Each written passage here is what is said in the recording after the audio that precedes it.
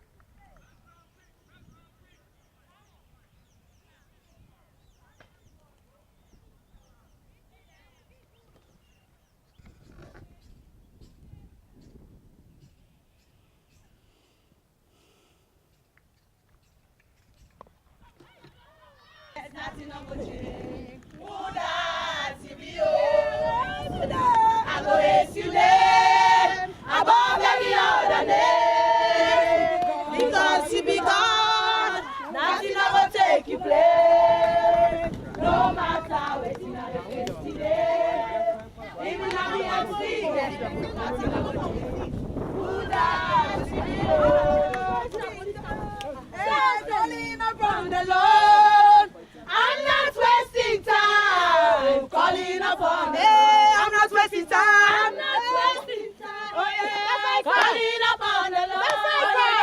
I'm not wasting time. Calling upon the Lord. Jehovah. Most High. Jehovah. Most High. Jehovah. Most High. Jehovah. Most High God. You are the Most High. You are the Most High. You are the Most High God. You are the Most High. You are the Most High God. Jehovah.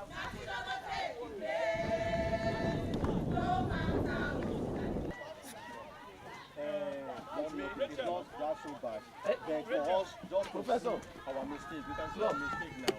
The mistake started from our batting. You can see now, those opportunities you are not taking when you are batting. That's what they expect to the people. They are just pushing. Congratulations. What went into winning this?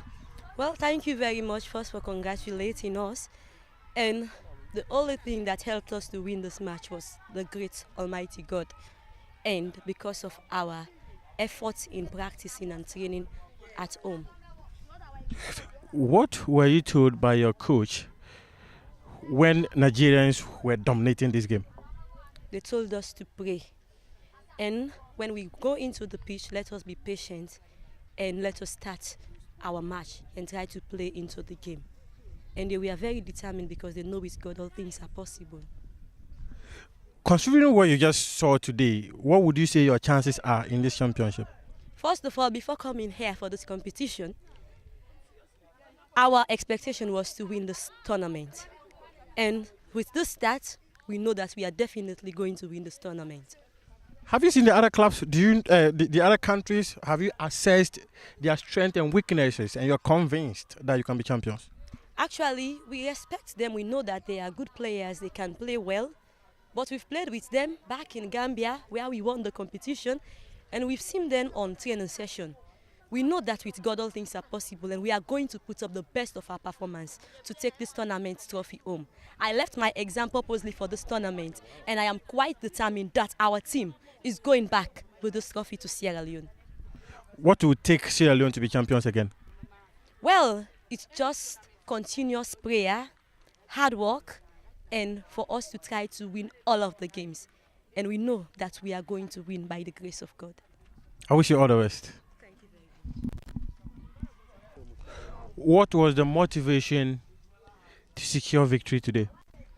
Well, to secure victory, my motivation was the girls, making them happy. Because the last NWAC tournament they played, they traveled by road from Freetown to the Gambia. They took 3 days. And they won the championship, and going back home took them 5 days. And so this was something that I wanted for them, so they can be happy. So when we go back home, at least the whole country will be happy that these girls are out here doing something for Sierra Leone.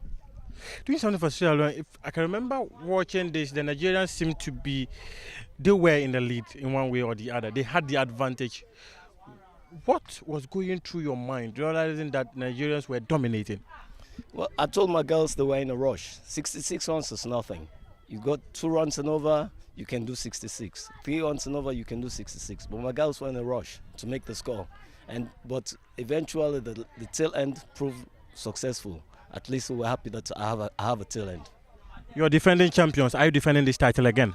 Yes, I'm defending this title. I want to take this trophy back home for Sierra Leone and for the ladies right here. I want Sierra Leone to be happy.